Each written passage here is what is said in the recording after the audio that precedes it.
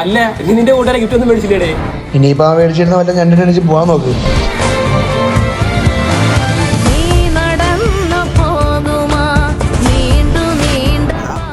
എന്താ കണ്ണറിഞ്ഞിരിക്കുന്നു?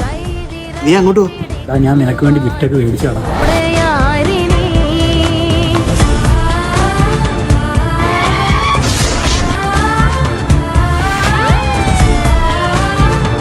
എടാ ഇതാണാ നീ ചെയ്തത് നല്ലൊരു കാര്യമല്ലേ?